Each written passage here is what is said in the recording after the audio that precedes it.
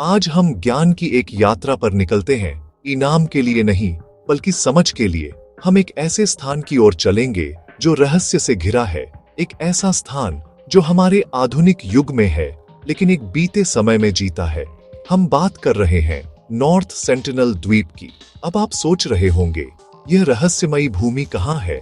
ये अफ्रीका के पास नहीं है जैसा कि कुछ लोग मानते हैं, बल्कि हमारे घर के बहुत करीब है। ये भारत के सुंदर अंडमान और निकोबार द्वीप समूह का हिस्सा है, जो बंगाल की खाड़ी के विशाल विस्तार में शांतिपूर्वक स्थित है। यह छोटा सा द्वीप घने हरे जंगलों से ढका हुआ और साफ सुथरे प्रवाल भित्तियों से घिरा हुआ अपने आप में एक दुनिया है, एक ऐसा जीवन जो हमारी फैली हुई सभ्यता के स्पर्श से अछूता है। तो हमारे कंप्यूटर स्क्रीन पर अगला सवाल है, यह द्वीप गुप्त क्यों माना जाता है? इसका उत्तर सरल है लेकिन गहरा भी। यह गुप्त है क्योंकि यह स्वयं ऐसा चाहता है। इस द्वीप की रक्षा न तो ऊंची दीवारों से होती है, न ही अत्याधुनिक तकनीक से, बल्कि इसके निवासियों की दृढ़ इच्छा और एक राष्ट्र के सम्मानजनक कानूनों से होती है। सदियों से यह द्वीप अलग थलग रहा है, एक जानबूझकर चुनी गई और अब तक टूटी न गई एकांतता। भारत सरकार ने इसे संरक्षित क्षेत्र घोषित किया है, जिससे किसी भी व्यक्ति के लिए यहाँ जाना अवैध है। ये गोपनीयता एक तरह का संरक्षण है, एक वादा है कि एक अनूठी संस्कृति को बाहरी दुनिया से बचाया जाएगा, ताकि इसकी कहानी हमारे आधुनिक पदचिह्नों से मिट न जाए। यह एक रहस्य है जिसे हमें निभाना ही चाहिए। इस द्वीप की अलग थलग स्थिति कोई नई बात नहीं है, यह सैकड़ों वर्षों से दर्ज की गई है।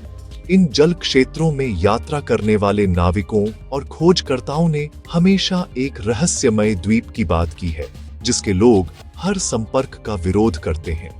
वे न तो व्यापार करते हैं, न ही आगंतुकों का स्वागत करते हैं, और न ही वे अपने तटों से बाहर कुछ भी चाहते हैं।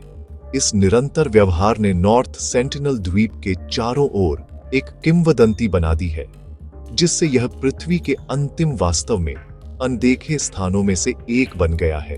इसका रहस्य छुपे हुए खजाने या खोए हुए शहरों का नहीं है, बल्कि उससे कहीं अधिक मूल्यवान एक प्राचीन मानव संस्कृति का रहस्य है, जो तमाम बाधाओं के बावजूद अपनी सबसे शुद्ध अवस्था में जीवित है। यह अलगाव एक अनूठा पारिस्थितिक और मानव शास्त्रीय टाइम कैप्सूल बन गया है। कल्पना कीजिए, एक ऐसी जगह जहां भाषा, रीति रिवाज और जीवन जीने की कला पीढ़ी दर पीढ़ी बिना बाहरी प्रभाव के चली आ रही है। सेंटिनली लोगों के पास जो ज्ञान है, वह हमारे ग्रह के गहरे अतीत से सीधा संबंध रखता है। स्वयं द्वीप आधुनिक प्रदूषण और विकास से मुक्त एक स्वच्छ पारिस्थितिकी तंत्र है।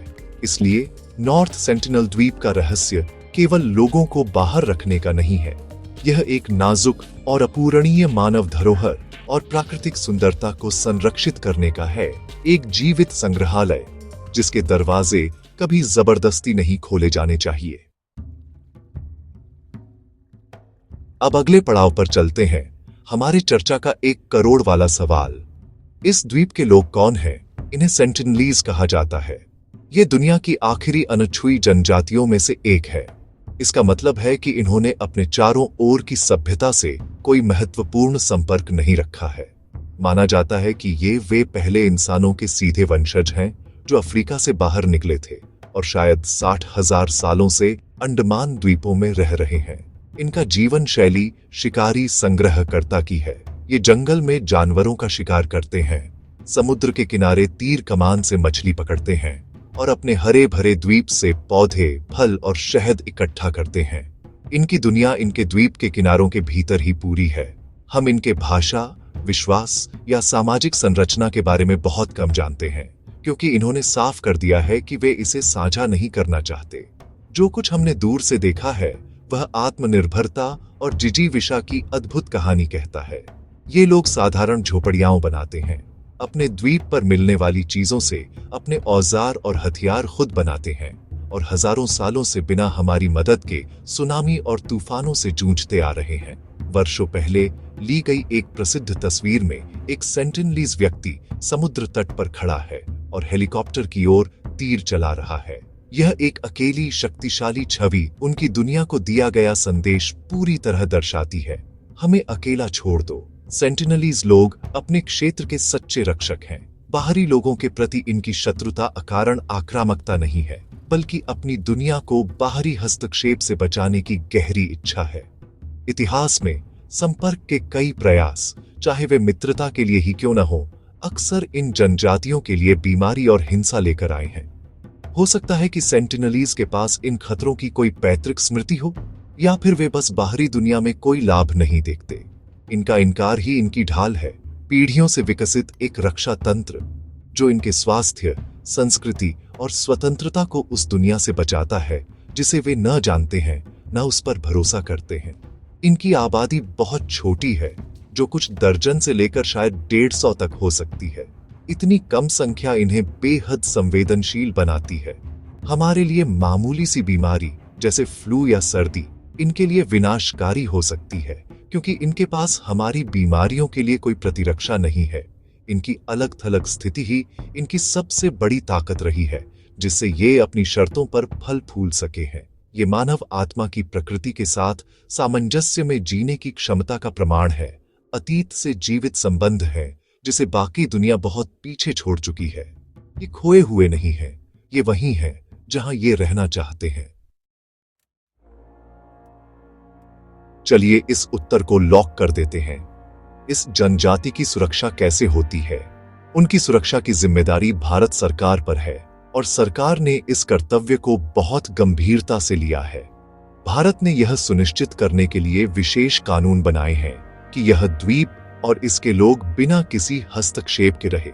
मुख्य कानून है अंडमान और निकोबार द्वीप समूह आदिवासी संरक्षण विनियमन 1966। यह कानून किसी भी व्यक्ति के लिए नॉर्थ सेंटिनल द्वीप में प्रवेश करना पूरी तरह से अवैध बनाता है। इसे लागू करने के लिए भारत सरकार ने एक पेट्रोल जोन बनाया है, जिससे द्वीप के तट से 5 किलोमीटर यानी लगभग 3 मील के भीतर जाना अपराध है। यह कानूनी बफर जोन एक अदृश्य ढाल की तरह काम करता है। संपर्क न करने की यह नीति गहरे सम्मान का प्रतीक है। यह स्वीकारोक्ति है कि हम अपनी सारी तकनीक और प्रगति के बावजूद सेंटिनलीज को देने के लिए कुछ भी नहीं रखते। जो उनके पास पहले से है, उनकी स्वायत्तता और उनका स्वास्थ्य।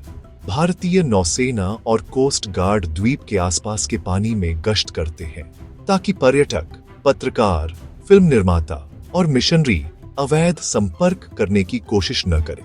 ये कुछ छुपाने के लिए नहीं है, यह एक कमजोर समुदाय को बाहरी दुनिया के वास्तविक खतरों से बचाने के लिए है। सरकार का रुख स्पष्ट है, सेंटिनलीज लोगों की सुरक्षा और उनकी इच्छा सबसे पहले आती है। इन कानूनों का उद्देश्य दोहरा है। सबसे पहले सेंटिनलीज को उन बीमारियों से बचाना है जिनके प्रति उनकी कोई प्राकृतिक प्रतिरक्षा नहीं है। एक वायरस भी उनकी पूरी आबादी को समाप्त कर सकता है, और 60,000 साल पुरानी संस्कृति कुछ ही हफ्तों में नष्ट हो सकती है। दूसरा उद्देश्य है बाहरी लोगों को सेंटिनलीज से बचाना। यह जनजाति लगातार दिखा चुकी है कि वे अपने द्वीप की रक्षा बलपूर्वक करेंगे। वहां जाना अवैध बनाकर सरकार उन दुखद घटनाओं को भी रोक रही है जिनमें कानून तोड़ने और जनजाति की स्पष्ट चेतावनियों की अनदेखी करने वालों को चोट या मृत्यु हो सकती है। इस सुरक्षा नीति को अंतर्राष्ट्रीय संगठनों और मानवाधिकार समूहों जैसे सर्वाइवल इंटरनेशनल का समर्थन प्राप्त है, जो आदिवासी और जनजातीय लोगों के अधिकारों की वकालत करते हैं। उनका तर्क है कि बिना संपर्क वाली जनजातियों को यह अधिकार होना चाहिए कि वे खुद तय करें कि वे बाहरी दुनिया से संपर्क करना चाहते हैं या नहीं, और यह निर्णय केवल उन्हीं का होना चाहिए। उन पर जबरन संपर्क थोपना उनके मौलिक मानवाधिकारों का उल्लंघन है। इसलिए भारत की सुरक्षा नीति को पूरी दुनिया में एक आदर्श के रूप में देखा जाता है कि पृथ्वी के अंतिम संप्रभु लोगों में से एक के साथ सम्मानपूर्वक और जिम्मेदारी से कैसे व्यवहार किया जाए। तो हम अपने एपिसोड के अंतिम प्रश्न पर आते हैं। क्या होता है जब लोग इन चेतावनियों को नजरअंदाज करते हैं? इतिहास हाल का और दूर का कुछ बहुत ही दुखद उत्तर प्रदान करता है। कई घटनाएं हुई हैं जहां व्यक्तियों ने द्वीप की एकांतता को तोड़ने की कोशिश की है, अक्सर विनाशकारी परिणामों के साथ। ये कहानियां इस बात की गंभीर याद दिलाती हैं कि ये कानून क्यों बनाए गए हैं। ये केवल कागज पर लिखे नियम नहीं है, ये दो दुनियाओं के बीच की सीमा रेखा है और इसे पार करना अंतिम जोखिम के साथ आता है। ये घटनाएं आधुनिक जिज्ञासा और अकेले रहने की प्राचीन इच्छा के बीच टकराव को उजागर करती हैं। हाल की सबसे प्रसिद्ध कहानियों में से एक है जॉन एलन चाओ की, एक युवा अमेरिकी मिशनरी की। 2018 में उन्होंने स्थानीय मछुआरों को अवैध रूप से उन्हें द्वीप पर ले जाने के लिए भुगतान किया। उनका मानना था कि सेंटिनलीज लोगों को ईसाई धर्म से परिचित कराना उनका मिशन था। पहले प्रयासों में शत्रुता का सामना करने के बावजूद वह लौट आए। जनजाति ने उन्हें खतरे के रूप में देखा और उन्हें मार डाला। उनका शव कभी बरामद नहीं हुआ क्योंकि भारतीय अधिकारियों ने कानून और जनजाति की इच्छाओं का सम्मान करते हुए इसे पुनः प्राप्त करने के लिए टकराव का जोखिम नहीं उठाया। इस दुखद घटना ने मिशनरी कार्य की नैतिकता और बिना संपर्क वाली जनजातियों द्वारा निर्धारित स्पष्ट सीमाओं की अनदेखी के खतरों के बारे में वैश्विक बहस को जन्म दिया। और भी हाल ही में अप्रैल 2025 में माइखाइलो विक्टोरोविच पोल्याकोव नामक एक अमेरिकी पर्यटक को द्वीप पर अवैध रूप से उतरने के बाद गिरफ्तार किया गया था। रिपोर्टों के अनुसार उन्होंने जनजाति के पास नारियल और डाइट कोक के कैन के उपहार के साथ पहुंचने की कोशिश की थी, जो स्थिति की पूरी तरह से समझ की कमी को दर्शाने वाला एक अजीब और भोला इशारा था। सौभाग्य से वह किसी भी हिंसक टकराव से पहले भागने में सफल रहा और बाद में भारतीय पुलिस द्वारा पकड़ा गया। इस घटना ने उनके दो पिछले असफल प्रयासों के बाद दिखाया कि निषिद्ध द्वीप का आकर्षण लापरवाह व्यक्तियों को आकर्षित करता रहता है, जो खुद को और जनजाति को खतरे में डालते हैं। ये कहानियां एक महत्वपूर्ण सबक को रेखांकित करती हैं। अन्वेषण, दस्तावेजीकरण या मदद करने की इच्छा को बुद्धिमत्ता और सम्मान के साथ संतुलित किया जाना चाहिए। सेंटिनलीज को बचाने की आवश्यकता नहीं है, उन्हें अकेला छोड़ने की आवश्यकता है। उनका अस्तित्व उनकी एकांतता पर निर्भर करता है। बाहरी दुनिया के रूप में हमारी भूमिका आगंतुक बनने की नहीं है, बल्कि एक दूरस्थ और मौन संरक्षक बनने की है। उनकी जगह का सम्मान करना ही एकमात्र नैतिक विकल्प है। उन्हें बिना संपर्क में छोड़े रखना सुनिश्चित करता है कि उनकी संस्कृति, उनका स्वास्थ्य और उनका अस्तित्व आने वाली पीढ़ियों के लिए जारी रह सके। उनकी कहानी जीवित रहने की होनी चाहिए, न कि हमारे अपने हस्तक्षेप के कारण हुई त्रासदी की। धन्यवाद। यदि आपको यह कहानी विचारोत्तेजक लगी तो कृपया हमारे चैनल को लाइक, शेयर और सब्सक्राइब करें।